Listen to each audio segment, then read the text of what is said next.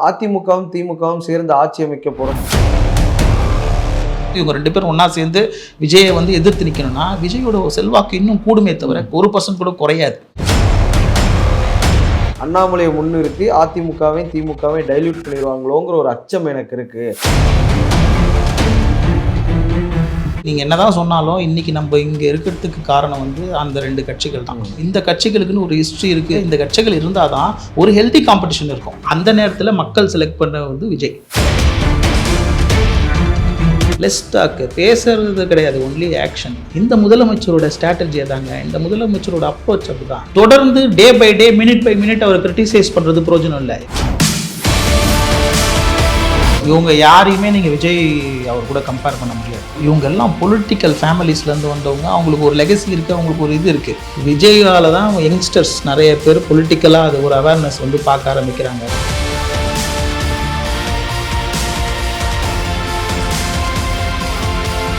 Giriga's Summer Sale. Buy any AC and get free 2 nights, 3 days holiday package. ஆச்சி மசாலா. எந்த சமையலும் ருசி தேடும் ரகசியம் 20 ரூபாய்.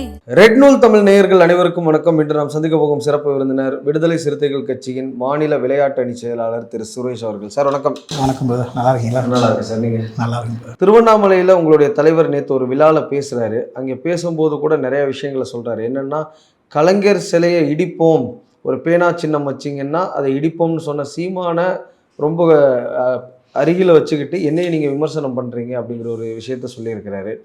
சீமான் அவர்களோட திமுக நெருக்கமாகிறத விசிக விரும்பலையோ? இல்லை, அது வந்து இதே விஷயம் வந்து எங்கள் தலைவர் பண்ணியிருந்தாருன்னா இது வந்து எல்லா சேனலும் எடுத்து ஒரு நாள் ஒன்று பேசுகிறாரு பாருங்க திருமாவளவன் சொல்லியிருப்பாங்க. இப்போ மற்ற கட்சிகள் பண்ணுறது ஏன் அது ஒரு பெரிய விஷயமா உங்களுக்கு நான் சொல்கிறது புரியுது? ஆமாம், இவர் என்ன பேசுகிறாரு, ஏதாவது ஒரு சின்ன விஷயம், நம்ம லாஸ்ட் டைம் பேசின மாதிரி சின்ன ஒரு விஷயம் பண்ணாலும் அதை எடுத்து கட் காப்பி பேஸ், கண் காது மூக்கு வச்சு இப்படி சொல்லிட்டார் இப்படி சொல்லிட்டு ஒரு நாள் ஒன்று பண்ணுறாரு. இவ்வளோ நாளும் வெறுத்திருந்த சீமானுக்கு அவங்களுக்கு எவ்வளோ ஒரு கான்ஃப்ளிக்ட் இருந்து எல்லாருக்கும் தெரியும். இப்போ பக்கத்தில் வச்சு பேசுகிறாங்க, அன்பாக பேசுகிறாங்கன்னு போது அதை ஏன் அதை பற்றி ஏன் மற்ற மீடியா எடுத்து பேச மாட்டீங்க? இல்லை அப்படின்னு சொல்லி வந்து ஒரு 2017 ஒரு கூட்டணியை வச்சுருந்தாங்க. விசிக அதில் இருந்தது, கம்யூனிஸ்ட் அதில் இருந்தது, ஐயுஎம்எல் இருந்தது, காங்கிரஸ் இருந்தது, வேல்முருகன் போன்றவர்கள்லாம் இருந்தாங்க. இப்போ எந்த கூட்டணியுமே அவங்களோட இல்லை. எல்லாருமே வந்து நீங்கள் வேறு பக்கம் போயிட்டீங்க. ஆட்சி அதிகாரத்தில் பங்குன்னு சொல்லும் பொழுது ஆப்வியஸாக அந்த கூட்டணியை விட்டு நீங்கள் எல்லாருமே வெளியில் போயிட்டீங்க. அப்போ அவங்க இன்னொரு கூட்டணிக்கு தேடுதல் தானே இருக்கணும். அவங்க இன்னொரு கூட்டணியை தேடி தானே போய் ஆகணும். எப்படி பார்த்தாலும் யார் கூட்டணிக்கு வேணால் போடலாம். அரசியலில் வந்து நிரந்தர விரோதியும் கிடையாது, நிரந்தர நண்பர்களும் கிடையாது. இன்றைக்கி அலையன்ஸாக இருக்கலாம், நாளைக்கு இனிமேல் ஆப்போசிட்டாக மாறலாம். அது அதை சொல்லலை விஷயம். இப்படி ஒரு விஷயம் நடந்திருக்கு, இதை வந்து யாரும் அதை எடுத்து பேச மாட்டீங்க. அதை பற்றி எந்த மீடியா இப்போ நம்ம தான் பேசுகிறோம். மற்றவங்க எங்கள் தலைவர் அதை எடுத்து பேசும்போது தான் வந்து எல்லா சேனல்ஸும் அதை எடுத்து ஹைலைட் பண்ணி பேசுகிறாங்களே தவிர இதை ஒரு விஷயமா பேச மாட்டுறாங்க. இது வந்து பார்த்திங்கன்னா வந்து திமுகவுக்கும் அவர் வந்து முக்கியமாக வச்ச ஒரு கேள்வி தான். நேத்தளவு அவர் வந்து உங்களுக்கு பார்த்தீங்கன்னா தேவைப்படாமல் இருந்து சீமானவங்களை வந்து முழுக்க எதிர்த்து இருந்தாங்க. இன்றைக்கி வந்து பக்கத்தில் உட்கார வச்சு பேசுகிற அளவு ஒரு நட்பு ரீதியாக இருக்கிறான்னு சொல்கிறாங்க. இல்லை சார், இப்போ முரண்பட்டவர்கள்லாம் ஒரு ஸ்டேஜில் ஒன்றிணைறதே வந்து நம்ம இதை கிரிட்டிசைஸ் பண்ணுறோம் அப்படின்னா 2016 மக்கள் நல கூட்டணியில் இருக்கும் பொழுது அதிமுகவும் திமுகவும் கண்ணாடி விரியன் காட்டு விரியன் அப்படிங்கிற மாதிரி ஒரு வார்த்தையை நீங்களும் தான் பயன்படுத்துனீங்க. விஷமத்தன்மையானது அப்படிங்கிற மாதிரி தான் நீங்களும் சொல்லியிருந்தீங்க. ஆப்வியஸாக 2017 உங்களுடைய தலைவர் வந்து திமுகவோட சேர்ந்தார் இல்லையா? அப்படி இருக்கும் பொழுது முரண்பட்டவர்கள் சேர்றது ஒன்றும் அரசியலில் புதிது இல்லைல்ல. ஏன்னா ஒரு 3 மாதங்களுக்கு முன்பாக வந்து ஆர்எஸ்எஸ் பெற்றெடுத்த பிள்ளை அப்படின்னு விஜய் நம்ம சொன்னோம். இப்போ நம்ம அமைச்சரவையிலே பங்கெடுத்திருக்கிறோம். மாண்புமிகு முதலமைச்சர்னு உங்கள் கட்சியோட அமைச்சர் வன்னியரசு சொல்கிறாரு. அப்படிங்கும்போது இதெல்லாம் அரசியலில் சாதாரணம் தானே? சாதாரணம் தான் சொல்கிறோம். அவங்க சேர வேணாவோ இல்லை சேரக்கூடாதுன்னு சொல்லி இன்றைக்கி ஒரு நிலைப்பாடு எடுத்திருக்காங்க திமுக. அதை வந்து இவர் வந்து பொது வேட்பாளர் நிற்க வைக்க போகிறேன்னு சொல்லியிருக்காங்க. அதை பற்றி தான் எங்கள் தலைவர் சொல்கிறாரு. நிற்கக்கூடாதுன்னு சொல்லவே இல்லை. யார் கூட வேணால் நினச்சி நிற்கிட்டோம். அதை பற்றி தவிர இவர் ஏதாவது ஒரு ஸ்டாண்ட் எடுத்தால் மட்டும் அதை ஒரு டாக்கிங் பாயிண்ட் ஆக்கி பெருசாக்கி ஊதி பெருசாக்குறாங்க. அதை தான் அவர் சொல்கிறாரு. இப்படி இவ்வளோ பெரிய விஷயம் ஒன்று நடந்திருக்கு. ரெண்டு பேர் மாற்று சக்தியாக இருந்த 2 பேர் ஒன்றா சேர்ந்து ஒரே ஸ்டேஜில் உட்காந்து பேசுகிறாங்க, இது பண்ணுறாங்க. இதை ஒரு டாக்கிங் பாயிண்ட்டாக பேச மாட்டாங்க. இவர் ஏதாவது ஒரு விஷயத்த சொன்னால் மட்டும் பெருசி ஊதி இது பெரிய விஷயமா ஆக்குறாங்க. இப்படி ஒரு விஷயம் நடந்திருக்கு. தலைவர் பொறுத்தளவுங்க யாரும் சேர வேணாம்னு சொல்கிறதுக்கான இதுவே கிடையாது. அதனால அதை பற்றி ஒன்று சொல்லி அமித்ஷா கூட ஃபோன் பண்ணி பேசினான்னு சொன்னார். வேற இடத்துல தான் நம்ம இருக்கோம். இல்லை, எல்லா காலகட்டத்திலையுமே வந்து பிரதமர் வந்து வாழ்த்து தெரிவிப்பார். அதே மாதிரி சபாநாயகர் வாழ்த்து தெரிவிப்பார். உள்துறை அமைச்சர் நிறைய பேருக்கு வாழ்த்து தெரிவித்து நம்ம பார்த்துருக்குறோம். நேற்று பப்ளிக் ஃபோரம்ல சொல்ல வேண்டிய அவசியம் இல்லை. விஜய் கிட்ட வெளியே இப்போ என்ன நியூஸ் நடக்குதோ அதை தான் அட்ரஸ் பண்ணியிருக்கிறாரு. இவங்க 2 கட்சிகளும் இணைஞ்சு வந்து சீமானை வந்து பொது வேட்பாளர் நிற்க வைக்க போறாங்கன்ற ஒரு நியூஸ் அஃபிஷியல் ஆகலை. அதை பேஸ் பண்ணி தான் அதை சொன்னாரே தவிர மற்றபடி எதுவும் சொல்லல. அவ்வளோ எதிர்த்த ஒரு ஆளை அமித்ஷா அவர்கள் எனக்கு கால் பண்றாரு அப்படின்னு சொல்லும் பொழுது எல்லாத்துக்கும் தெரியும், ஒரு பொதுவெளியில சொல்ல வேண்டிய அவசியம் இல்லை. ஒரு ட்விட்டர்ல போட்டிருக்கலாம் அல்லது ஃபேஸ்புக்ல போட்டிருக்கலாம், இல்லை ஒரு அறிக்கையா வெளியிட்டிருக்கலாம், எனக்கு வாழ்த்து தெரிவித்த உள்துறை அமைச்சருக்கு நான் நன்றி தெரிவித்துக் கொள்கிறேன். ஆனால் ஒரு பொது மேடையில் சொல்ல வேண்டிய அவசியம் என்ன? அப்போ விஜய்க்கு ஒரு செக் வைக்கிறீங்களா முதலமைச்சருக்கு? அப்படி இல்லை. அந்த முழு இன்டர்வியூ நீங்கள் பார்த்தீங்களா? நம்மளோட பர்சனல் இது வேற, கட்சி வேற. பர்சனலாக அவர் எனக்கு ஃபோன் பண்ணி ஒரு மரியாதை நிமித்தமாக சொல்லி அரசியல் இது வேறன்றது எனக்கு பர்சனலாக ஃபோன் பண்ணி இப்போ இது தவறு இல்லையே பிரதர். தவறுன்னு யாரும் சொல்லலை. ஆனால் உங்கள் கட்சியில் ரவிக்குமார் இப்படி சொன்னதுனால தான் உங்க கட்சியை சேர்ந்தவர்களே ரவிக்குமாரை பொதுவெளியில் விமர்சனம் பண்ணதை நம்ம பார்த்தோம். அமித்ஷா எனக்கு தெரிஞ்சு எல்லா எம்பிஸ்க்கும் நிறைய பேருக்கு அவரோட குட் புக்ஸில் இருக்க நிறைய எம்பிஸ்க்கு ஃபோன் பண்ணி வாழ்த்துக்கள் தெரிவிக்கிறாருன்னு சொல்லியிருக்காங்க. அது நமக்கு தெரியாது. அன்றைக்கே அந்த இன்டர்வியூலே பார்த்தீங்கன்னா 4-5 மிஸ்ட் கால் இருந்தது. யாரெல்லாம் நான் திரும்பி தற்செயலாக பண்ணேன், அது மாதிரி எத்தனையோ பேருக்கு பண்ணியிருக்கலாம், பண்ணாமல் போகலாம். இது மற்றவங்களுக்கு ஃபோன் பண்ணி பிறந்த நாள் வாழ்த்துக்கள் தெரிவிக்கிறது ஒரு பெரிய மாண்பு, அது தவறு கிடையாது. இன்னொரு விஷயம் சொல்கிறார் சார், அதிமுக திமுக அழிஞ்சிடுமோங்கிற கவலை எனக்கு இருக்கு, அண்ணாமலையை முன்னிறுத்தி அதிமுகவையும் திமுகவையும் டைல்யூட் பண்ணிடுவாங்களோங்கிற ஒரு அச்சம் எனக்கு இருக்கு, பெரியாரிய அம்பேத்கரிய அண்ணா கலைஞருடைய கொள்கை எம்ஜிஆருடைய கொள்கையெல்லாம் நீர்த்து போயிருமோன்னு ஒரு பயமா இருக்கு அப்படின்னு சொல்றாரு உங்களுடைய தலைவர். ஒருவேளை அந்த அச்சம் இருந்ததுன்னா அதிமுகவும் திமுகவும் சேர்ந்து ஆட்சி அமைக்க போறதா ஒரு செய்திகள் வந்தது மே 7ஆம் தேதி 8ஆம் தேதி. உங்களுடைய தலைவர் ஆதரவு தெரிவிச்சிருக்கலாமே, அதற்கு வேண்டான்னு சொல்லிட்டு இல்லை நாங்கள் விஜய் ஆதரிக்கிறோம்னு சொல்லிட்டு கட்சி அழிஞ்சு போயிடும் அப்படின்னு சொல்றதுல என்ன நியாயம்? கட்சி அழிஞ்சு போயிடும் சொல்றதுக்கு என்ன காரணத்துக்காக சொல்றீங்க பார்த்தீங்கன்னா, இந்த கட்சிக்கெல்லாம் ஒரு பெரிய ஹிஸ்ட்ரி இருக்கு. நம்மளோட ஃபவுண்டிங் ஃபாதர்ஸ் மாதிரி அந்த கட்சிகளோட எல்டர்ஸ்லாம். ஸோ அதனால் அந்த கட்சி நீங்கள் என்ன தான் சொன்னாலும் இன்றைக்கி நம்ம இங்கே இருக்கிறதுக்கு காரணம் அந்த 2 கட்சிகள் தான். அதில் நீங்கள் எந்த ஒரு மாற்றத்தையும் அப்போஸும் பண்ண முடியாது. மற்ற ஸ்டேட்ஸை கம்பேர் பண்ணால் நம்ம தமிழ்நாடு இந்த அளவுக்கு வளர்ந்துருக்கு, எஜுகேஷன் வைஸ்லேயும் எல்லா இதுலேயும் பார்த்து டெவலப் ஆகிருக்கு காரணம் இந்த 2 கட்சிகள் தான். ஸோ இந்த கட்சிகளுக்குன்னு ஒரு ஹிஸ்ட்ரி இருக்குது. செகண்டு, இந்த கட்சிகள் இருந்தால் தான் ஒரு ஹெல்த்தி காம்படிஷன் இருக்கும். புரியுதுங்களா நான் சொல்கிறது உங்களுக்கு? அந்த ஹெல்த்தி காம்படிஷன் இருந்தால் தான் அது திருப்பியும் நாங்கள் தலைவர் சொன்ன ஒரே விஷயத்துக்கு போகிறப்ப இத்தனை பேரை சேர்ந்து எதிர்த்தா தான் பாஜகன்ற ஒரு மாபெரும் சக்தியை நம்மளால் எதிர்க்க முடியும். செப்பரேட் செக்மெண்ட்ஸ் ஆனாலே அவங்க ஸ்ட்ராங் ஆகிடுவாங்க, நம்ம எனிமி ஸ்ட்ராங் ஆகிடுவாங்க. ஸோ நம்ம அப்போஸ் பண்ணுற ஒரு விஷயத்தில் மட்டும் நம்ம ஒரு பிளாட்ஃபார்மாக நிற்கணும். பாஜக ஏடிஎம்கேவும் டிஎம்கேவும் அழியக்கூடாது, அவங்களோட பொசிஷன்ல அவங்க ஸ்ட்ராங்கா இருக்கணும் தான் அவர் ஆசைப்படல. உங்க தலைவர் இன்னொரு கன்சர்னையும் சொல்றாரு, என்னன்னா கெஜ்ரிவாலுக்கு ஒரு 10 வருஷம் 12 வருஷம் ஆட்சியை கொடுத்துட்டு அதுக்கப்புறம் கெஜ்ரிவாலை காலி பண்ணிட்டு ஆட்சியை பிடிச்சாங்க டெல்லியில. ரொம்ப வருஷத்துக்கு அப்புறம், ஒரு 25-30 வருஷத்துக்கு அப்புறம் ஆட்சியை பிடிச்சாங்க. அதே போல தமிழ்நாட்டிலேயே வந்துருவாங்களோங்கிற ஒரு பயம் இருக்கு அப்படிங்கிற மாதிரி அவர் வெளிப்படுத்துறாரு அச்சத்தை. அப்படி இருக்கக்கூடிய சூழல்ல அதிமுகவையும் திமுகவையும் சேர்ந்து ஆட்சி அமைக்க விட்டுருக்கலாமே, அந்த பிரச்சனையே இருந்திருக்காது. 2 அலைன்ஸும் சேரும் பொழுது ஏறக்குறைய 45% ஓட்டு இருந்திருக்கும். அவங்க இன்னும் 10-15 வருஷம் கூட ஆட்சியில் இருந்திருப்பாங்க. அதை நம்ம தடுத்துட்டு நம்ம இந்த சைடு போயிட்டு ஆதரவு தெரிவிச்சதுக்கு அப்புறம் அதிமுக திமுக அழிஞ்சா என்ன? அது அந்த ஒரு முடிவு எங்க தலைவர் எடுத்துட்டாருன்னா அது எங்களோட தலைவர் எடுக்கிற தனி முடிவு. அதிமுக திமுகன்ற ஒரு தலைமையும் எங்க தலைவரும் சேர்ந்து எடுக்கிற அது மக்கள் முடிவு கிடையாது. கரெக்டா இல்லையா? மக்கள் திமுக அதிமுக சேர்றத அக்செப்ட் பண்ணிப்பாங்களான்றது அது வேற கொஸ்டின், மில்லியன் டாலர் கொஸ்டின். அதை நம்ம இவங்க 3 தலைமைகள் மட்டும் நான் பதில் சொல்லிடுறேன். அதான் உங்களுக்கு ப்ரீவியஸ் கொஸ்டினுக்கு நான் ஃபுல்லா முடிச்சிடுறேன். ஏடிஎம்கே டிஎம்கே ப்ளஸ் இவங்க ஒன்னா சேர்ந்து இவரை முதலமைச்சர், அது இவங்க 3 பேர் சேர்ந்து எடுக்கிற முடிவு. மக்கள் எடுக்கிற முடிவானா நமக்கு தெரியாது, அது மில்லியன் டாலர் கொஸ்டின். மக்கள் ஏற்றுப்பாங்களா? அந்த நேரத்தில் மக்கள் செலக்ட் பண்ண விஜய். 18ங்கிற மேஜிக் நம்பர் இல்லாத போது போஸ்ட்போன் அலைன்ஸ்ல யார் வேணா யார் கூட வேணா அப்படி கிடையாது. வேற அப்பயும் பாத்தீங்கன்னா ஏடிஎம்கே டிஎம்கே செப்பரேட்டா தான் இருந்தது. இவங்க 2 பேர் சேர்ந்து நிக்கலான்றது இவங்க வச்ச ஒரு ப்ரொபோசல். அவர் 107 தான், அவரோட தனிப்பட்ட செல்வாக்கு 107 தான். அப்படிங்கும்போது எதிரில் 126 இருக்குது. இப்போ நீங்கள் திருப்பி ஒன்னா சேர்த்து சொல்றீங்க பாருங்க. ஒன்னா சேர்த்து சொல்லாதீங்க, ஒன்னா சேர்த்து நம்ம போஸ்ட்போன் அலைன்ஸே அதானே சார். இப்போ நீங்க பாக்குறீங்க விபி சிங் எத்தனை சீட் வச்சுட்டு பிரதமர் ஆனார்? அப்படி அந்த போஸ்ட்போன் அலையன்ஸை மக்கள் ஏத்துக்கணும்ல. நீங்க சொல்றீங்க போஸ்ட்போன் அலையன்ஸ் சொல்றீங்க. போஸ்ட்போன் அலையன்ஸ் உங்களுக்கு எக்ஸிக்யூட் பண்ணாங்களா, இம்ப்ளிமெண்ட் ஆச்சா? இல்ல அது மக்களுக்கு ஏத்துக்க மாட்டாங்க. என்னோட ஒப்பீனியன், பர்சனல் ஒப்பீனியன்னா அதை மீறியும் இவங்க 2 பேரும் ஒன்னா சேர்ந்து விஜயை எதிர்த்து நிக்கணும்னா விஜயோட செல்வாக்கு இன்னும் கூடுமே தவிர 1% கூட குறையாது. உங்களுக்கு சொல்றது புரியுது? எல்லா எதிரிகளும் சேர்ந்து ஒருத்தர் எதிர்க்கும் போது அவரோட இதுதான் பூஸ்ட் ஆகும். ஆமா ஆமா, மக்கள் ஏத்துக்க மாட்டாங்க. அது எங்க தலைவருக்கு நல்லாவே தெரியும். அதனால தான் அவர் இது பண்ணாரு. இன்னொரு விஷயம் சொல்றாரு உங்களுடைய தலைவர், திருவண்ணாமலையில இந்த பேச்சு பேசினாரு, அடுத்து தருமபுரியில இன்னொரு பேச்சு என்னன்னா பனையூர் பாபுவோட பெயரை குறிப்பிடாமல் சொல்கிறாரு. பனையூர் பாபுவை நீங்கள் திமுகவில் கட்சியில் சேர்த்துருக்க கூடாது அப்படின்னு சொல்லி ஒரு அலைன்ஸ் உடஞ்சிருச்சு. மே 22ஓட அந்த அலைன்ஸ் உடஞ்சிருச்சு. நீங்கள் வந்து கூட்டணி அமைச்சரவையில் இடம்பெற்ற பிறகு அந்த கூட்டணி இனிமேல் திமுகவோட கூட்டணிங்கிறதுல நீங்கள் இடம்பெற முடியாது. அதுதான் யதார்த்தம். அப்படிங்கும் பொழுது நிர்வாகிகள் வந்தாங்கன்னா சேர்த்துக்க தானே செய்வாங்க. ஒருவேளை அதுவே வருத்தமாக இருக்குது அப்படின்னு உங்களுடைய தலைவர் சொல்கிறார். அது எந்த கான்டெக்ட்ல சொன்னார்னா, திமுகவோட கூட்டணி நீங்கள் இன்னும் இருக்கிறீங்களா அதுக்கும் எங்களோட தலைவர் அந்த ஸ்டேஜ்லேயே பதில் சொல்லியிருந்தாரு. நான் திமுகவில் இருக்கிறேன்னா இல்லையான்றது வந்து திமுக தான் முடிவு செய்யணும். என்னைக்கு வந்து எங்கள் கட்சியிலேருந்து ஒருத்தர் இணைஞ்சாரோ அன்றைக்கே அவங்கள சேர்த்துக்கிட்டாங்களோ அன்றைக்கே வந்து நாங்கள் இல்லைன்னு அவங்க ப்ரூவ் பண்ணிட்டாங்கன்னு அந்த ஒரு வருத்தம் இருக்குல்ல. இல்லை, அவர் சேர்த்துக்கிட்டது வந்து ஜூன் மாதம் தான் சேர்த்துக்கிட்டாங்க. நீங்கள் கூட்டணியில் அமைச்சரவையில் இடம்பெற்றது வந்து மே 22ஆம் தேதி 24ஆம் தேதியவே நீங்கள் இடம்பெற்றுட்டீங்க. ஒரு 14 நாளில் இடம்பெற்றுட்டீங்க. 10ஆம் தேதி முதலமைச்சராக விஜய் பதவி இருக்கிறார். 24ஆம் தேதி நீங்கள் போய் கூட்டணியில் அமைச்சரவையில் பங்கெடுத்துட்டீங்க.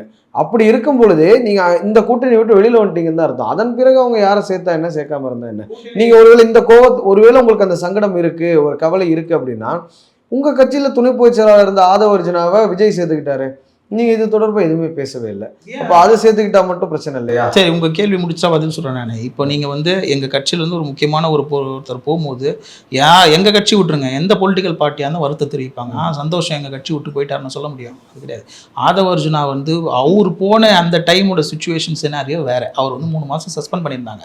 3 மாதம் 6 மாதம் சஸ்பெண்ட் பண்ணியிருந்தாங்க. அவர் வந்து எங்கள் தலைவர் வந்து பார்த்து இது மாதிரி சேரலாம் உங்கள் கூட இருக்க நட்பு எல்லாம் தொடரும், அதனால பாலிஷ்டாக தான் அவர் பேசிட்டு போனார். அது வந்து பார்த்தீங்கன்னா ஆக்சுவலாக வந்து உறவோட கம்ப்ளீட் முறிவு கிடையாது, அது உறவோட முடிவு கிடையாது. அதனால நான் அங்கே இருந்தாலும் இப்போ கூட என்ன சொல்கிறார் ஆதவ அர்ஜுனா, எங்கள் தலைவரை தான் வந்து அவரோட இதுவாக குருவாக பார்க்குறாரு, அரசியல் ஆசானா பார்க்குறாரு. பனையூர் பாபு போனதுக்கு வருத்தம் தெரிவித்தார் எங்கள் தலைவர். தவிர திருப்பி நான் இந்த பாயிண்ட்டுக்கே வரேன், யார் எங்கள் கட்சியில் இருந்தாலும் யார் எங்கள் கட்சி விட்டு போனாலும் எங்கள் தலைவருக்கு வந்து எந்த வருத்தமும் கிடையாது. 2 நாள் முன்னாடி ஸ்டேஜில் வேற ஒரு மீட்டிங்கில் பேசும்போது எங்கள் கட்சியிலேருந்து மற்ற கட்சியில் கூப்பிட்டு இணைச்சிக்கணும், அது எனக்கு பெருமை தான், இந்த தளபதிகளை கூட நான் அனுப்பி விடுறேன்னு சொல்லி சொன்னார். அதனால் வந்து அவரோட way of thinking, political thinking is டிஃப்ரெண்ட்ங்க. நீங்கள் எல்லாரும் 10-11 வச்சு அவர் பார்க்க முடியாது. இல்லை, நானும் அப்படி பார்க்கல. அவர் சொன்ன ஸ்டேட்மெண்ட்லேருந்து விளக்கம் பெறதுக்காக அந்த கேள்வி. இன்னொரு விஷயம் அவங்க சொல்றது வந்து, நீங்கள் ஆதவ அர்ஜுனா வந்து நீங்கள் அப்படி பார்க்கக்கூடாது, கட்சியை விட்டு போனதுக்கு அப்புறமும் கூட பேராசார்னு இவர் தான் சொன்னார், எங்களுடைய தலைவர் தான் சொன்னார்னா, பனையூர் பாபுவும் அதே தான் சொன்னார். எனக்கு என்னைக்கு இருந்தாலும் அவர் அண்ணன் தான், நான் அவரை ஒரு நாளும் கூட கடுஞ்சொற்களால் விமர்சனம் பண்ண மாட்டேன்னு தான் சொன்னார். இதுல என்ன பிரச்சனைன்றீங்க? நீங்க தான் சொன்னீங்க. இல்லையே, எங்க கட்சியில இருந்து ஒருத்தர் வெளியே போனாருன்றது வருத்தம் தான் எங்களுக்கு. ஒரு சீனியர் பர்சன், முன்னாள் எம்எல்ஏ கட்சியை விட்டு போனாரு, திமுக இணைஞ்சிட்டாருன்றது எங்களுக்கு வருத்தம் தான். அந்த வருத்தத்தை தான் தெளிவிச்சாரு தவிர எங்க தலைவர் நீ ஏன் போன என்ன பண்ண அதெல்லாம் கேட்கறதுக்கான இது கிடையாது. ஓகே, சந்தோஷம் தான். இன்னொரு விஷயம் என்னன்னா, அதிமுகவும் திமுகவும் ஒரே கூட்டணியில் வர்றதை நீங்கள் எதிர்த்தீங்க கடந்த காலங்களில். தாவேகாவும் திமுகவும் ஒரு சேர்ந்து பாஜகவை எதிர்க்கணும் அப்படின்னு நீங்கள் சொல்கிறீங்க.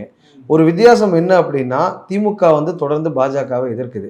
விஜய் அவர்கள் இன்னும் பாஜகவை எதிர்க்கவே ஆரம்பிக்கலை. நான் பார்த்த வரைக்கும் இன்னும் எதிர்க்கவே ஆரம்பிக்கலை. உங்கள் கட்சி தலைவர்கிட்ட இந்த கேள்வியை கேட்கும்போது கூட அவர் என்ன சொல்கிறாருன்னா, எங்களெல்லாம் பேச வர்றாருல அதுவே ஒரு சமிங்கை தானே அப்படிங்கிற மாதிரி சொல்கிறாரு. அவர் ஏன் பேசலன்னு தான் நம்ம கேட்குறோம். அதை விட்டுட்டு எங்களை பேச விடுறாருன்னா, அவர் பேச விட்டு தான் திருமாவளவன் அவர்கள் கடந்த காலங்களில் பேசினாரா என்ன? அப்படிங்க. ஓகே, நீங்கள் கொஸ்டின் முடிச்சு நான் சொல்கிறேன். இப்போ கூட வந்து கரூரில் வந்து முதலமைச்சர் விஜய் மேடையில் பேசும்போது பார்த்தீங்கன்னா, டீலிமிட்டேஷன் எக்காரணத்துக்கு கொண்டோ எந்த விதத்திலும் தமிழ்நாட்டில் நுழைய நான் அலோவ் பண்ண மாட்டேன். உங்களுக்கு தெரியாது இல்லை, அவர்கிட்ட எம்பியே கிடையாது. இல்லை அவர் ஓட்டு போட்டாலும் சரி, ஓட்டு போடலனாலும் சரி, இல்லை சூழலே கிடையாது. இல்லை அது எனக்கு தெரியும் பிரதர். இருந்தாலும் ஹிஸ் வாய்ஸ் மேட்டர்ஸ்ல. புரியுதுங்களா உங்களுக்கு நான் சொல்கிறது? His voice matters. அவர் கட்சியில் எம்எல்ஏ எம்பி இல்லைன்றது எல்லாருக்கும் தெரியும். பட் அவர் சொல்கிற கருத்து லட்சக்கணக்கான கோடிக்கணக்கான மக்களை பேசுறது சொல்கிறார். இல்லை, டீலிமிட்டேஷன் ஒரு ப்ராசஸ் கொண்டு வர்றாரு சார் மோடி, பிரதமர் கொண்டு வர்றாருன்னா. இல்லை, நான் அந்த கேள்விக்கு ஃபுல்லாக சொல்லிட்டேன். இல்லை, அது எதுவுமே கிடையாது. நான் உங்கள் பழைய கேள்விக்கு என்னோட பதிலை முடிச்சிடுறேன்.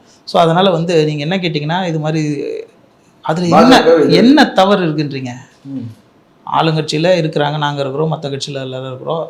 நாங்கள் எல்லாரும் எங்களோட கொஷின்ஸை வைக்கிறோம், அப்போஸ் பண்ணுறோம், எல்லாம் பண்ணுறோம். நீங்கள் திருப்பி எல்லாத்துக்கும் முதலமைச்சர் வாயிலிருந்து தான் அந்த அப்போசிஷன் வரணும், அவர் தான் அதை பற்றி பேசணும், அவர் தான் அந்த கேள்விகள் கேட்கணும்னு நினைக்கிறீங்க? இல்லை, இது எதனால் கேட்குறோம் அப்படின்னா, வேங்கை வயல் பிரச்சனையில் முதலமைச்சராக இருந்த ஸ்டாலினியா வாயை திறக்கல அப்படின்னு நம்ம கடந்த காலங்களில் கேட்குறோம். தூய்மை பணியாளர்கள் விஷயத்தில் முதலமைச்சராக இருந்த ஸ்டாலினியா வாயை திறக்கலன்னு நம்ம கேட்குறோம்.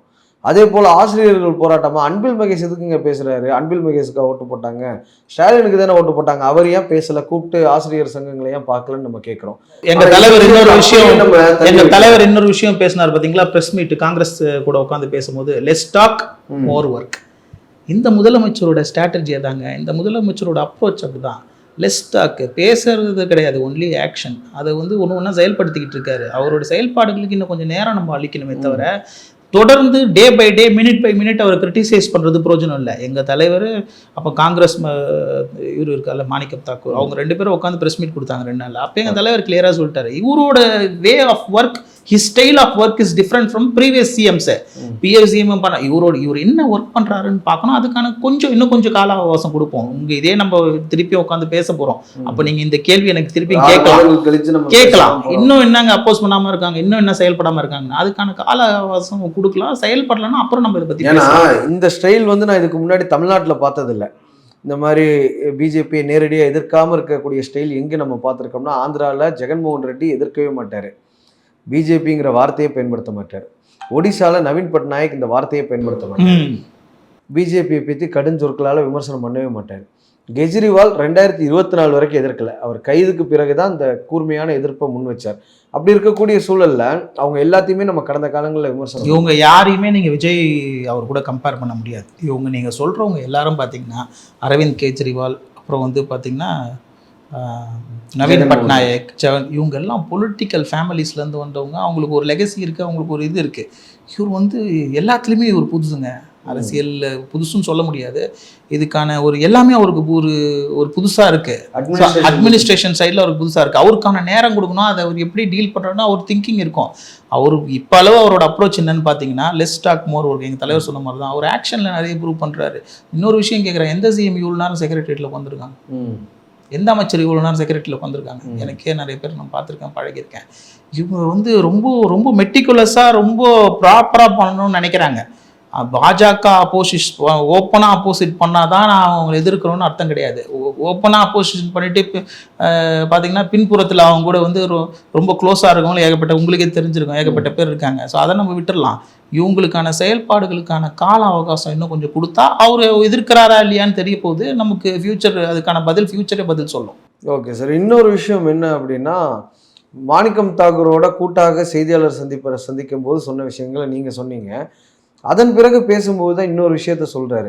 நிறையா விமர்சனங்களை திமுக மேலே முன்வைக்கிறார். கூட்டணி கட்சிகளை ஒழுங்காக நடத்தலை, அவங்க கேட்டிருக்கக்கூடிய சீட்டை தந்திருந்தா இந்நேரம் திமுக ஜெயிச்சிருந்திருக்கலாம், கேட்டிருக்கக்கூடிய தொகுதியை தந்திருந்தா இந்நேரம் திமுக ஜெயிச்சிருக்கலாம், கூட்டணி ஆட்சி அப்படிங்கிற ஒரு வார்த்தையை இப்போ அவங்க சொல்லியிருந்தாங்கன்னா இந்நேரம் திமுக ஜெயிச்சிருந்திருக்கலாம். இதில் தான் இன்னொரு விமர்சனம் என்ன வருது அப்படின்னா, திமுகவை தோற்கடித்தது வந்து அதிமுகவோ தாவேக்காவோ கிடையாது, திமுகவோட கூட்டணி கட்சிகளாக இருந்த காங்கிரஸ், விசிக உள்ளிட்ட கட்சிகள். உங்கள் கேள்வியில் ஒரு சின்ன திருத்தம், நீங்கள் சொல்கிறது எல்லாமே கரெக்டு. ஆனால் ஜெயிச்சிருக்கலான்னு சொல்லல, பெட்டராக பெர்ஃபார்ம் பண்ணியிருக்கலான்னு சொன்னார் தலைவர்.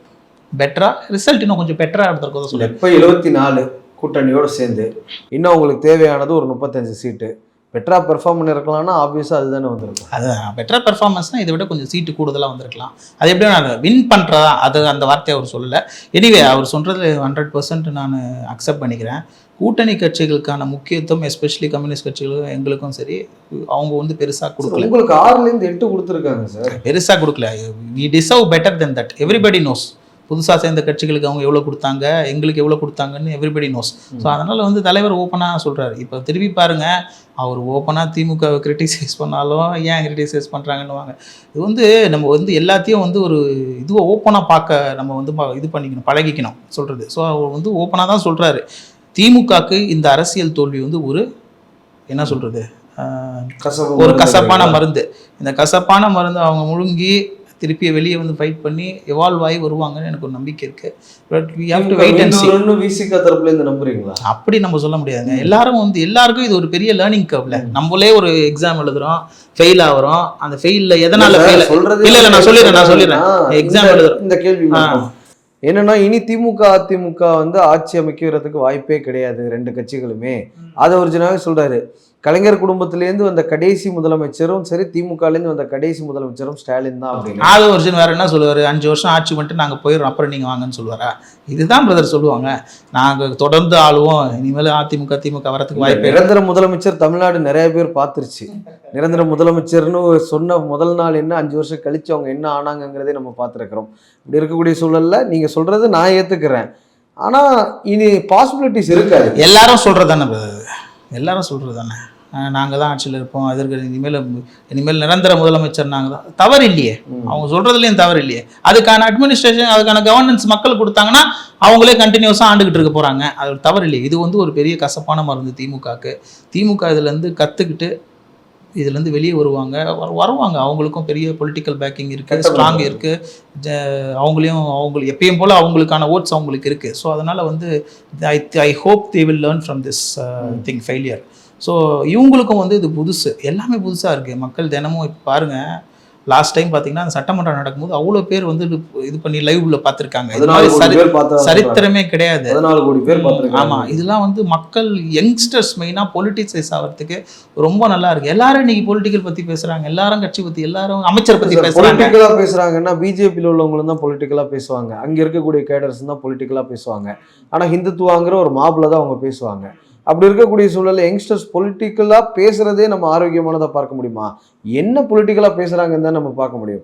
கரூரில் அந்த விஷயத்தில் முதலமைச்சர் பேசுகிறாரு, அது ஒரு துக்க நிகழ்வாகவே இல்லை. அது கிட்டத்தட்ட ஒரு கொண்டாட்ட மனநிலையில் தான் இருந்தது. எல்லாரும் பாட்டை போட்டு டான்ஸ் ஆடுறது, இந்த மாதிரி விஷயங்கள்லாம். முதலமைச்சரே வர்றான் பாரு வேட்டைக்காரன் அப்படின்னு இப்போ சொல்கிறது எல்லாமே கிட்டத்தட்ட துக்க நிகழ்வாகவே அது இல்லை. அது ஒரு விமர்சனமாக நிறைய மூத்த பத்திரிகையாளர்களே முன் வைக்கிறாங்க.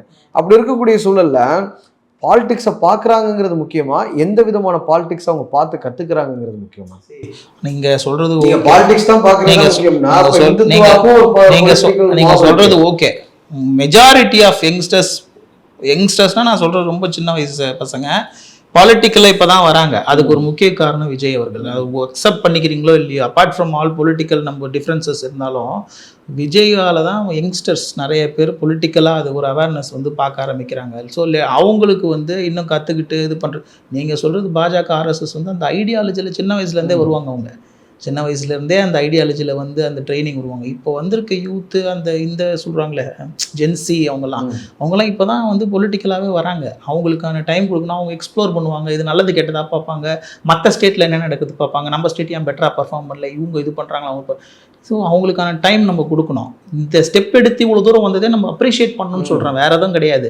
முட்டாள்தனமாக உட்காந்து டிவியில் ஏதாவது நாடகம் ப்ரோக்ராம்ஸு ஏதாவது பார்க்காம, இது ஒரு அவேர்னஸ் வருது இல்லை, ஐயோ இத்தனை மினிஸ்ட்ரி இருக்கா, இதுக்கு ஒரு மினிஸ்டர் இருக்காங்களா, இதுக்கு இப்படி பண்ணுறாங்களா, அப்படி ஒரு அவேர்னஸ் வந்து அதை அப்ரிஷியேட் பண்ணணும்னு சொல்கிறேன், வேற எதுவும் இல்லை. இதையும் நம்ம வந்து பார்த்திங்கன்னா பாஜக ஐடியாலஜியும் கம்பேர் பண்ண முடியும். ஒரு பாஜக ஐடியாலஜி உள்ள ஒரு இடத்துல வளரும் போது அவங்க சின்ன வயசுலேருந்தே அந்த ஐடியாலஜியில் வளருவாங்க. உங்களுக்கு நான் சொல்கிறது விளங்கும்னு நினைக்கிறேன். ஓகே சார், இன்னொரு விமர்சனம் என்ன வருது அப்படின்னா, திமுக கூட்டணியில் இருக்கும் பொழுதும் சரி, தாவேகா கூட்டணியில் இருக்கும் பொழுதும் சரி, நம்மளை தனிமைப்படுத்த மாட்டாங்க அப்படின்னு உங்களோட கட்சி தலைவர் சொல்கிறாரு. திமுக கூட்டணியில் இருக்கும்போதும் நம்மளை ஒரு ஐசோலேட் பண்ணணுங்கிற ஒரு எண்ணம் நிறைய பேருக்கு இருந்தது. இப்போ தாவேகாவோட நம்ம தாவேகா கூட்டணியில் இருந்து இன்னும் அஃபிஷியலாக ஜாயின் பண்ணல, ஒரு அமைச்சரவை பங்கெடுக்கிறத மீன் பண்ணுறாங்க. அதுலேருந்து நம்மளை ஐசோலேட் பண்ணணுங்கிற ஒரு நோக்கம் வந்து நிறைய பேர்த்துக்கு இருக்கணும் அப்படின்னு. ஆனால் என்ன விஷயம், இன்னொரு விமர்சனம் என்ன வருதுன்னா, ஒன்று இவ்வளோ நாள் திமுகவுக்கு நீங்கள் விசுவாசமாகவும் நீங்கள் இல்லை, அதே மாதிரி தாவேக்காக்காவது நீங்கள் விசுவாசமாக இருங்க அப்படிங்கிற ஒரு விமர்சனம் வருது. யாருக்கும் விசுவாசமாக இருக்கணுங்கிற அவசியம் கிடையாது, அரசியலில் சுத்தமாக கிடையாது. அது நேற்று வரைக்கும் உங்கள் கட்சி தலைவர் சொல்கிற மாதிரி தான், ஆர்எஸ்எஸ் பெற்றெடுத்த பிள்ளைன்னு சொல்லி நாங்கள் போனது மட்டும் கேள்வி கேட்குறீங்க. நாங்கள் ஆர்எஸ்எஸ் பெற்றெடுத்த பிள்ளைன்னு சொன்னதுக்கப்புறமும் ஏன் எங்ககிட்ட வந்து கேட்குறாருங்கிற கேள்வியை நீங்கள் கேட்க மாட்டேங்கிறீங்க அப்படின்னு சொல்கிற மாதிரி தான். இந்த விமர்சனங்களை நீங்கள் எப்படி பார்க்குறீங்க? பிரச்சனையே இந்த விசுவாசன்ற வார்த்தை தான். விசுவாசமாக இருக்கிறதுக்கு இது எங்களுக்கு ஒரு வேலை அவங்க கொடுக்கல, எங்கள் பாஸ் அவங்க கிடையாது. இது ஒரு கூட்டு முயற்சி, ஒரு கூட்டு கவர்னன்ஸ். இந்த விசுவாசம்ன்ற வார்த்தையில் தான் பிரச்சனையே. நேற்று எங்கள் தலைவர் நீங்கள் பார்த்துருப்பீங்கன்னு நினைக்கிறேன், அந்த இன்டர்வியூலே சொல்லியிருப்பாரு, விசுவாசன்றது கூட வந்து அவங்க சொல்கிறதுக்கெல்லாம் ஜால்ரா போகிறதுக்கு அடிமை சொல், அது கரெக்டான வார்த்தையே கிடையாது. ஸோ அதனால் வந்து இது ஒரு கூட்டு முயற்சி, இதுக்கான அங்கீகாரம் ரெக்கக்னிஷன் எங்களுக்கு இந்த அரசு கொடுப்பாங்கன்னு எங்களுக்கு ஒரு நம்பிக்கை இருக்குது. இது வந்து மற்ற பழைய அரசில் இல்லைன்னு எங்கள் தலைவர் சொல்லிட்டாரு. ஸோ இதில் என்ன தவறு இருக்குன்னு நீங்கள் நினைக்கிறீங்க? அந்த விசுவாசம்ன்ற வார்த்தையை மக்கள் எப்படி பார்க்குறாங்கன்னா, நாங்கள் சொல்கிறதுக்கெலாம் நீ ஆமா சொல்லணும், அப்போ தான் நீ என் விசுவாசி, நான் சொல்கிறது ஏதாவது உனக்கு பிடிக்காமையோ இல்லை கிரிட்டிசைஸ் பண்ணியோ இல்லை மாற்றிக்கோங்கன்னு சொல்லியோ அது செயல்படலைன்னா அப்போ நீ அங்கே விசுவாசி கிடையாது, நீ வந்து இன்னும் வந்து திமுக சொம்பு அப்படிதான் அந்த வார்த்தையோட அர்த்தம் மக்கள் அப்படிதான் எடுத்துக்கிறாங்க. திமுகவிற்கு துரோகம் பண்ணிட்டோன்னு கட்டமைக்க பார்க்குறாங்க அப்படின்னு சொல்கிறாரு. இந்த திமுக கிட்டேருந்து விலகி வர்றதுல ஒரு தயக்கம் இருந்துகிட்டே இருக்கும். திமுக, அதிமுக, தாவேக எல்லாமே ஜனநாயக சக்திகள் தான், அதில் எந்த மாற்று கருத்தும் இல்லை. ஆனால் திமுக கூட்டணியிலேருந்து விலகி வர்றதுக்கு சின்ன தடுமாற்றம் இருக்கோ உங்களுடைய தலைவர்கிட்ட? தடுமாற்றம் இல்லை, எக்ஸிட் ஸ்ட்ராட்டஜின்னு இங்கிலீஷில் ஒரு வார்த்தை சொல்லுவாங்க தெரியுமா? ஒரு பெரிய பெரிய கம்பெனிகள்லாம் வேற ஒரு நாட்டுக்கு போய் அங்கே பிஸ்னஸ் பண்ணிட்டு 10 வருஷம் இந்த ஃபோர்டு இருந்தாங்க இந்தியாவில், பல வருஷம் இருந்தாங்க. அவங்க எப்படி அந்த இந்தியா விட்டு போனாங்க? ஒரே நாளில் வெளியே போயிட்டாங்களா? ஒரே நாள் அப்படி எக்ஸிட் ஸ்ட்ராட்டஜின்னு ஒன்று இருக்குது. அது வந்து பொலிட்டிக்கலில் கொஞ்சம் டிஃப்ரெண்ட்டாக இருக்கும். ஒரே நாளில் நம்ம சும்மா வந்து வீட்டில் தோசை திருப்பி போடுற மாதிரி நேற்று வந்து நண்பர் இன்னைக்கு எதிரி, நேற்று வந்து ஊழலற்ற ஆட்சி, இன்னைக்கு வந்து கமிஷன் அப்படி பேச முடியாது. எங்க நடக்குது அதான் சொல்றேன். அதை வந்து மக்கள் எப்படி பாக்குறாங்க நீங்க நினைக்கிறீங்க? அப்படி பண்றவங்கள மக்கள் எப்படி பாக்குறாங்க நான் உங்களை கேட்கிறேன், எப்படி பாக்குறாங்க நீங்க என்ன நினைக்கிறீங்க? அவ்வளவுதான். அந்த அப்ரோச் நமக்கு வேண்டாம். நம்ம பிரிந்து போனாலும் ஒரு அண்டர்ஸ்டாண்டிங்ல பிரிஞ்சு போறோம். நீங்க சொல்றீங்க தாவேகாவும் திமுகவும் ஒரே ஐடியாலஜியில பாஜகவை எதிர்க்கணும் அப்படின்னு. துரை வைகோ அதை எதிர்க்கிறார், நீங்க சொல்ற கருத்தை வந்து மறுக்கிறார். அப்படியெல்லாம் இருக்க முடியாதுங்கன்னு வைகோ அவர்கள் நோபல் பரிசு கொடுக்கலாம் அப்படின்னு சொல்லிட்டு அடுத்த நாள் மாற்றி பேசிட்டு வட துருவமும் தென் துருவமும் எப்படி இருக்க முடியும்னு கேட்குறாங்க. இந்த கருத்து எப்படி சாத்தியம்? ஃபர்ஸ்ட் இன்னொன்று, திமுக வந்து பாஜகவோட போகக்கூடாதுன்னு நம்ம எப்படி முடிவு பண்ணலாம்? நீங்கள் வந்து முதல் கேள்விக்கு வந்து அவர்கிட்ட தான் நீங்கள் கேட்கணும். துரை வைகோ ஏன் இப்படி பேசினாருன்றது தான் கேட்கணும். நோபல் பரிசு பற்றி நம்ம பேசணும். இல்லை, நோபல் பரிசுக்கு தகுதியானவர் திருமாவளவன் உங்கள் கட்சியோட பொது பொருளாளர் சொல்கிறார் SS பாலாஜி. நாங்கள் அதையும் ஒரு ஸ்டெப்பு மேலே போய் நான் என்ன பண்ணியிருக்கேன்னா, நோபல் கமிட்டிக்கு நான் மெயில் பண்ணிட்டேன். நார்வேஜியன் கமிட்டி ஆஃப் நோபல்ன்றவங்களுக்கு நான் மெயில் பண்ணியிருக்கேன். மெயில் பண்ணி அவங்களும் ரெஸ்பாண்ட் பண்ணிட்டாங்க. என்னென்ன ரெஸ்பாண்ட் பண்ணியிருக்காங்கன்னா, இந்த வருஷத்துக்கான நாமினேஷன்ஸ் முடிஞ்சு போயிடுச்சு, அடுத்த வருஷத்துக்கான நாமினேஷன்ஸ் ஓப்பன். எங்கள் தலைவரை பற்றி முழு இன்ஃபர்மேஷனோட ஒரு பெரிய இமெயிலை நான் வந்து நார்வேஜியன் கமிட்டி ஆஃப் நோபல் இதுக்கு அமைச்சிருக்கேன். அவங்களும் ரெஸ்பாண்ட் பண்ணியிருக்காங்க. அதுக்கான காப்பி இந்த இன்டர்வியூ முடிஞ்சவங்க உங்களுக்கு காட்டுறேன், நீங்களே பாருங்கள். அவங்க வந்து எங்கள் தலைவர் வந்து அக்செப்ட் பண்ணிக்கிட்டாங்க, ஓடுறதுக்கு நாமினேஷன் ஃபைல் பண்ணி அக்செப்ட் பண்ணியிருக்காங்க. இந்த வருஷ கடைசியில் நாமினேஷன்ஸ் ஓப்பன் ஆகும். எங்கள் தலைவர் சார்பாக நான் அப்ளிகேஷன் போடுவேன். வைகோக்கு பதிலடி அப்படி ஒரு ஐடியாவை எங்கள் மனசில் விதைச்சதுக்கு வைகோ அவர்களுக்கு மிக்க நன்றி. எங்களுக்கும் தோணாத அவருக்கு ஒன்று தோணியிருக்குல்ல. நோபல் பரிசுக்கான அனைத்து குவாலிஃபிகேஷனும் அனைத்து எலிஜிபிலிட்டி எங்கள் தலைவருக்கு இருக்குது. அதனால் வந்து எங்களுக்கு வந்து இந்த ஐடியாவை விதைத்த அவருக்கு வைகோ அவர்களுக்கு எங்களுக்கு ரொம்ப ரொம்ப நன்றி. கூடிய விரைவில் இந்த வருஷம் அடுத்த வருஷம்னாலும் நோபல் பரிசு எங்கள் தலைவருக்கு கண்டிப்பாக for peace, Nobel prize for peace எங்கள் தலைவருக்கு கண்டிப்பாக எங்கள் தலைவருக்கு நாங்கள் வாங்கி கொடுக்கறதுக்கான முழு முயற்சி எடுப்போம். அது வாங்கி கொடுக்காத அளவு நாங்கள் சும்மா இருக்க மாட்டோம். ஆனால் திமுகவும் தாவேகவும் எப்படி இணைய முடியுங்கிற ஒரு கேள்வியை உங்கள் கூட்டணியில் இருக்கக்கூடிய கட்சிகளே கேட்குறாங்க. திருப்பி நீங்கள் அதிலே வரீங்களே பாருங்க, அவங்க இணையர்னா ஒன்று சேர்ந்து கை கொடுத்து கை தூக்கி நிற்கிறது அதெல்லாம் கிடையாது. We have a common enemy. அந்த காமன் எனிமியை நம்ம அப்போஸ் பண்ணணும் போது நம்ம ஒரு பிளாட்ஃபார்ம்ல நின்று அப்போஸ் பண்ணுறதுல என்ன தவறு? Kerala style, exactly Delhi style, Kerala style. Pakistan நான் வந்து பார்த்தீங்கன்னா திமுக கூட கம்பேர் பண்ணுறேன் நீங்கள் நினைக்காதீங்க, டைட்டில் அதை போட்டுறாதீங்க. பாகிஸ்தான் வந்து இந்தியாவை தாக்கும் போது மொத்த இந்தியாவும் ஒன்றா சேர்ந்துனா பாகிஸ்தானை தாக்குது. இல்லை நாங்கள் பாஜக, நாங்கள் காங்கிரஸு, நாங்கள் பாகிஸ்தானை தாக்க மாட்டோம், வந்து காங்கிரஸ் தாக்கட்டும், அப்படி கிடையாது. when we have a common enemy we have to unite together. சொல்லி முடிச்சிடறேன். இல்ல பாத்தீங்களா, திருப்பியும் நான் இல்ல அப்படி கிடையாது. அந்த இதுல நான் சொல்ல, ஒரு காமன் எனிமின்னு ஒருத்தர் வரும்போது அவரை நம்ம அப்போஸ் பண்றது தவறு இல்லையே.